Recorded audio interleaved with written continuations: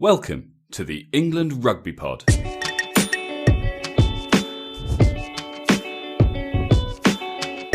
Thanks for downloading episode 10. Today we take a look at Dan Cole, the man who'd never give up his front row coffee club for fame, fortune and good looks. You're listening to the England Rugby Pod, the rugby podcast that believes England will win the World Cup in 2019. Hi guys, welcome to episode 10 of the England Rugby Pod. Today we will be talking all things Dan Cole. Before we start, just want to say thanks very much for your continued support. Obviously there's more information on Dan Cole or any of our other episodes at our website, which is www.englandrugbypod.com. Or on social media at England Rugby Pod. As always, it's myself and I'm joined by Andy. Hi, Andy. Hi, mate. How's it going? Yeah, good, thanhanks. How you been? How's your week been? Yeah, not too bad. A little bit jealous that you're out in LA and I'm still stuck here in England.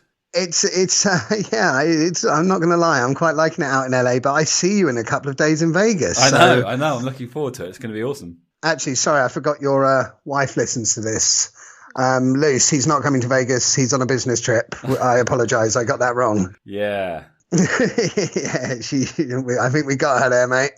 So yes, I'm live from LA today, and whilst you're back in Balham, right? Let's have a look. Let's start talking. So, Daniel Richard Cole, aka Viking. He was born 9th of May 1987, which means today is his 30th birthday. So happy birthday, Dan. Happy birthday, Dan. Yeah. He was born in Leicester. He attended Robert Smith School in Leicestershire, and he played his early rugby for South Leicestershire. He is a colossal 6'3" and 19 or just shy of 19 and a half stone. Obviously, he plays his rugby for Leicester Tigers, England, and he will soon be a second-time Lions tourist when he goes to New Zealand for the upcoming Lions tour. He's been described by many as one of the finest tight heads in the world. He's married to Isabel, who is coincidentally actually the cousin of Tom and Ben Youngs. Oh. Before home games, he eats porridge. Before away games, he eats spaghetti bolognese. No idea why, but that's what it is. Fair enough. The quirks of being a professional rugby player, clearly. Well, exactly. And something I found interesting. I mean, I think look, anyone who knows anything about science will know that it's been proven that front row forwards are basically a simpler version of man or woman. I think Walking Dead, but Dan Cole may just be the exception to this rule. For his reading pleasure, he apparently devours the works of the philosopher, linguist, and cognitive scientist Noam Chomsky. Noam Chomsky? That's the guy's name. That's a real name, Dan? Is that a real name? This is a real name, and he's a real philosopher, linguist and cognitive scientist, and fairly well respected, I believe. And yeah, Dan Cole's a big fan of his work, which surprises me. I mean, most props I know struggle to find Waldo, so he's clearly different to the norm. There's our sort of brief introduction to the man himself. So, club appearances. So for Leicester, which is weird actually. I saw different numbers quoted, but the numbers I'm going for is he's got 184 appearances for Leicester, scoring 4 tries in that time. He is, as per actually all our profiles today, he is a one club man. Nice. He's graduate of the Tigers Academy. His first team debut was in October 2007 in the EDF Energy Cup versus Bath. Later that season, so he is a career man, but he has spent loan spells as well. So later the sort of 2007-2008 season, he spent time on loan at Bedford, and he also in 2009 had a loan spell with Nottingham, which was obviously, as is commonplace these days, very much about getting him game time. However, he went on loan to Nottingham in January 2009, but he was back in time to play the 2009 Premiership final, which was versus London Irish, which Leicester won and was his first piece of silverware. And he has since then also won the Premiership with Leicester in 2010 and 2013. They've had a pretty good run, Leicester, haven't they? I mean, they've been a pretty useful side for a long time, but it's clearly not a bad club to be a club man at, as far as getting results from your rugby and getting silverware and being playing in big games and things. I think it's the last 13 years, is it? And it looks almost definite to be this year as well, that they've always finished in the top four and always been part of the playoffs. They've definitely had success. They're a powerhouse of English rugby, that's for sure. I mean, I think we know Saracens are probably the current leaders with regards to that, but Leicester have been there for a long time and continue to do so. Okay, right. So looking at his international career, so from an international perspective, he has 77 caps. 74 of them are for England and 3 of them are for the Lions, which was when he toured with them in 2013. He has scored 4 tries, which have all been for England, and makes him the joint top scoring prop in English rugby history. Nice. Yeah, it's a good result. His rise to the top of the international tree seemed to sort of take it step by step. He represented England at under 18, under 19 and under 20 level. His debut for the Saxons was in January 2009, which was versus Portugal. And his full England debut came a year later in February 2010, which was versus Wales in the Six Nations, where he came on to replace David Wilson. That's interesting, because do you recall when we were talking about Dylan Hartley, and we were talking about longevity of a career, and I think we were questioning whether anyone had been around before him. And can you remember I can't remember what we said when we said Dylan Hartley's debut was, but I had a feeling it was 2012. But maybe that's not. I think it was earlier than that, but I think Dan Cole. I think you're right. I think Dan Cole precedes Dylan Hartley. Oh, he does. Okay, that's quite interesting because I think we had said, hadn't we, that we thought Dylan Hartley was the longest serving England member, but we were debating whether Haskell and Cole had been around sort of before, after, same sort of time. Yeah. No. I remember that chat, definitely. And yeah, I'm pretty sure that Dan Cole, I'd need to double check on the Dylan Hartley one, but I'm pretty sure that Dan Cole actually did get his first cap before Hartley. Do you know, you're right. Do you remember it was 2008, wasn't it? Because it was against the Pacific Islanders, and we couldn't decide if it was the Pacific Islanders or one of the Pacific Islands. Oh, right. And what, 2008 is when Dylan Hartley got his first cap? That I'm saying in 2008 was when Dylan Hartley played for. You'll probably remember it as the Pacific Islands. Yeah, I do. They're a good team. That was 2008. So yeah. Oh, okay. So Dylan Hartley he's is the before longest. Dan Cole. Yeah. So he's before Dan Cole. Okay. Yeah, because Dan Cole's first fall was 2010, like I said. Yeah. Yeah, sorry to carry on. So as mentioned before, in 2013, he toured with the British and Irish Lions, and congratulations to Dan Cole again, as he is going back out this year. And for me, it's probably a test starter, but we'll wait and see how that plays out. He is one of the few England players who has beaten every top tier nation in an England top. Nice.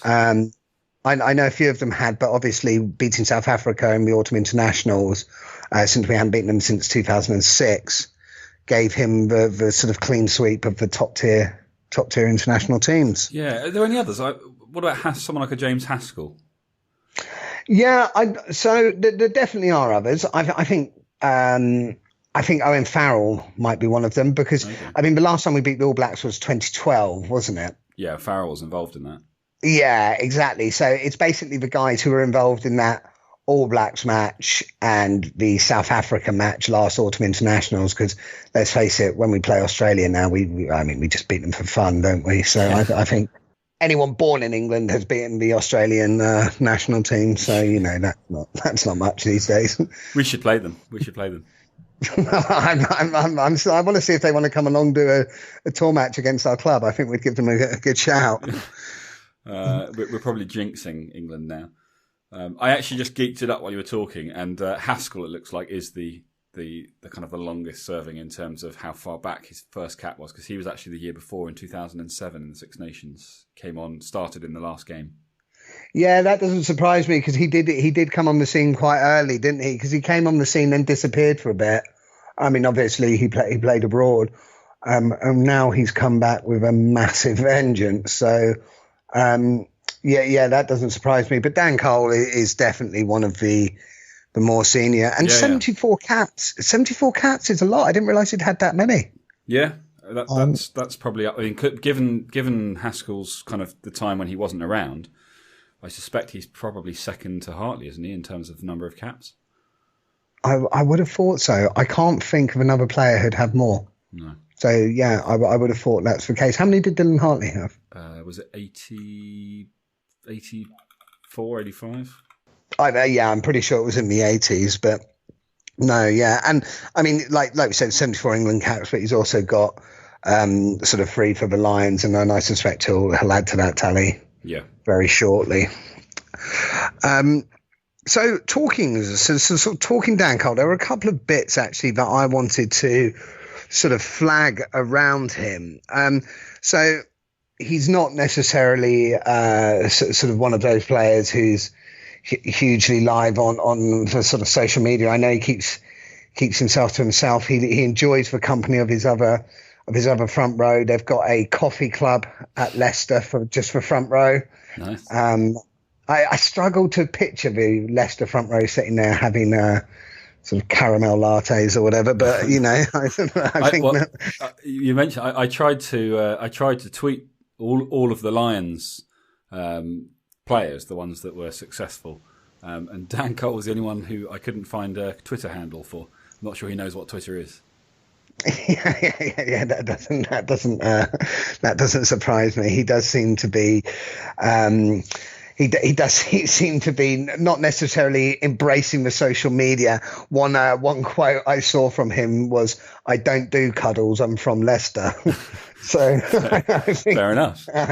I think that may sum the man up fairly well. But and actually when I read an interview about him as well, he does seem very straight talking. One of the things he also said is he's not interested in sort of secrets or anything like that. He's a fairly straightforward guy talking down the line. And it was interesting actually, because recently with the sacking of Richard Cockerell, I know there was speculation about there being a player revolt, and I think generally a lot of the players maybe just didn't comment on it. Well, Dan Cole came on record and said, no, look, there was no player revolt, but yes, he felt change was needed, and he did speak to the board. When the board asked him his opinion, he did speak to them. So, I mean, he didn't go so far as to say it, but it was heavily hinted in this interview that he might have sort of suggested to the board that maybe it was time for a change with Richard Cockerell.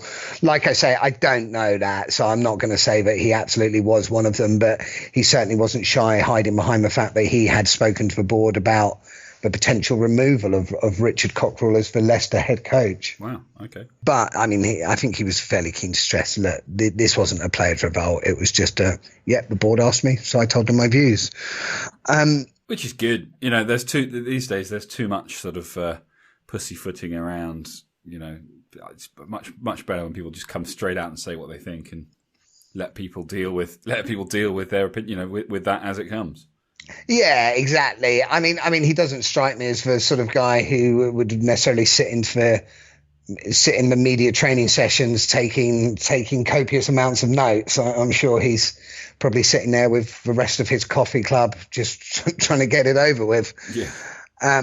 I mean, he himself has come in for some criticism actually fairly recently. So before the game against Australia in the autumn internationals, beginning of December last year, Michael Checker, the Australia coach, actually went so far as to say that Dan Cole has been scrummaging illegally, and saying he's been scrummaging illegally throughout his whole career, which is a fairly damning thing to say, actually. Yeah, I remember that. It was a bit of a cheap shot, really, wasn't it? Because it's like it's not for Michael Checker to referee the games, to referee the scrums, and so to come out and say something like that is a cheap shot. Yeah, I mean, you wonder how much of that was retaliating to some of the stuff, because I know Eddie Jones had made some comments about the Australian scrum. So you wonder how much of that was in retaliation, because then Michael Checker also went on to say about Eddie Jones had lost his legacy in Australia. I mean, it did seem very much mind games, but pick out Dan Cole and say be scrummaging illegally throughout his career does seem a fairly tough statement. One thing we've got to, very, very quickly, people jumped to his defence. Richard Cockrell, who was obviously then the Leicester coach, came and said it was ridiculous. Steve Borthwick as well, the England's forward coach, said it was ridiculous. Dylan Hartley went on to say, what a load of rubbish. So, I think we all know it's not true. You can't escape a referee for that long, have that long a career and escape a referee if you've been scrummaging illegally all that time. I was going to say, and also after Michael Checker says a thing like that, suddenly, with the way that the game is and with all the cameras and all the data that's available, it would immediately be clear, because suddenly everyone would have a look and go, oh yes, so he is, and not that it would have ever have come to that. So it's going to have been looked into, because there are going to be people out there that would go, is that true? Let's find out. And clearly they found out that it's not true. So I think the thing that surprised me, and I have seen fairly variable stats on this, I didn't realise quite how big he was. Yeah, a lot taller than I was expecting. I mean, not that 6'3" is gargantuan, but it's not, certainly not small either. No, exactly. Well, okay, so there's different sources. So I've got two sources that say he's 6'3", one that says he's 6'2", and one that says he's 6 foot. I'm suspecting the 6 foot one is fairly wrong, and I suspect the sort of 6'2", 6'3" is probably the more likely. But yeah, that is tall, and 19.5 stone is big. Yes. I mean, like you said last time, all of these guys are going to be big, but that's some pretty powerful weight to be carrying around. Yeah, that's a lot. Yeah, he's a big guy. He's a very strong guy. He does his weights 4 times a week, so I can't even imagine the sort of weights he's been lifting, but I suspect they're probably significantly more than what you and I would push in the gym. Easy, mate, easy. Oh, I'll speak for myself there, shall I? I'll see what we can do to arrange you versus Dan Cole gym off. I don't want to embarrass him. He represents England. I don't want to put him down in front of all his fans. That's good of you, mate. That's good of you. Yeah, I mean, I think that's actually from a Dan Cole perspective. I think that's sort of the key highlights. He's been a massive asset to England over the years. I actually thought he was a bit older as well. So turning 30, so he'd be 32 come the 2019 Rugby World Cup, which I think's fine. I think he'd be more than capable. So I think he's definitely, assuming that he stays injury free, I think he's definitely, going to be one of our more experienced players to go to that World Cup, and will probably add huge value to the team as a whole. I know Ellis Genge at Leicester has said that Dan Cole is just a huge inspiration to him, great person to sort of learn off. So he clearly is someone that the youngsters are looking up to as well, and enjoy playing alongside. And rightly so. He's considered the last of an old breed, isn't he? A bit of an old school, even though, as you say, he's not old, but a bit of a kind of an old school prop in the way that he plays the game. And the fact that he looks about 50 doesn't harm that image of him. And there is a new breed of prop coming through, like your Ellis Genges and Kyle Sinklers and so on. So it is good to have those kind of old dogs still there, still proving that they can stand up just as well as everyone else, and better so in a lot of cases. And actually, when you have people complaining about his ability in the scrum, and I'm speaking from absolutely zero experience of propping, obviously, but when you've got guys that can do that, it's quite a useful thing to have on your side, because actually, they're going to know all the old tricks. You call it cheating if you want, but that he's going to have picked up a lot of tips and tricks from the guys that he will have learned from, and those are that's stuff that he can share with the younger breed coming through. Yeah, exactly, and like you said, he is kind of the old breed. I mean, he's been quoted as saying, because originally when he was younger, he was a flanker, and he said that, like, and sort of asked, how did you become part of the front row? He said he spent a lot of his time hanging around with dour old men until he became one himself. So I think he sort of understands what he is, and he does certainly seem to be part of that old breed, but also seems to have adapted with the game. The likes of Jason Leonard, who started his Test career, I think it was like 88, 89 or something, and then still playing in the 2003 World Cup, where the game had just developed so much. And Dan Cole reminds me of that. Yeah, absolutely. And Leonard became a rugby legend, and it was just awesome to have this old guy that could come on for 10 or 15 minutes and just lift the rest of the team because of his experience and because of what he'd been through. All the young guys are like, awesome. We've got Leno playing for us. Yeah, exactly. And I think Dan Cole, or it certainly seems that way from an outsider's view, is starting to take on that mantle himself. And I know, like, there must be. I mean, I know if I would, if you see someone like Dan Cole in the team, it just gives you that bit of peace, that bit of comfort that you've got that warrior up front who can take care of business as such. And he's been through it before, which is the key thing, isn't it? He's been there, he's done it, and as you say, the fact that he can say, "I've beaten every team," there aren't many of them that can do that. So that's a big thing to look up to. Here's a guy in our front row leading by example who's beaten everybody. Yeah, absolutely, taking them on, and long may it continue, because he is still, like I said, relatively young, 30 today. So there's still, I'm sure there's still a few years, assuming injury free. I'm sure there's still a few years left in those legs. Absolutely. Great. Well, I think that's most of the sort of information around Dan Cole. I am soon to be off to go and find myself a water park for the day, but go and enjoy myself there, relive my youth. Really making the most of being in Los Angeles. Yeah, exactly. And don't worry, mate. When you get to Vegas, we'll go and find one out there as well before the shenanigans. What before shenanigans? the evening shenanigans start. No shenanigans, Lucy. The business meetings. Nice dinners. Yeah, business meetings, early nights. That's it. Yes. Yeah. Right. Well, on that note, then. Right. Let's wrap it up, guys. Thanks so much for listening. As we say, please do go to our website. All the information we talked about there'll also be sort of a blog spot for that around sort of Dan Cole and all the other previous player profiles. You'll be able to get information on sort of the other stuff we've been up to, what's coming up. So that's www.englandrugbypod.com and social media at England Rugby Pod. Thanks very much for listening, guys. Yeah, thanks, guys. And also, please, if you get a chance, drop us a review, give us a rating, ideally 5 stars. And obviously, we can then read out the reviews on next week's show. It's how we continue to get noticed. It's hopefully how we continue to grow, and therefore we can continue to bring you more content. Thanks so much for listening, guys. Take care.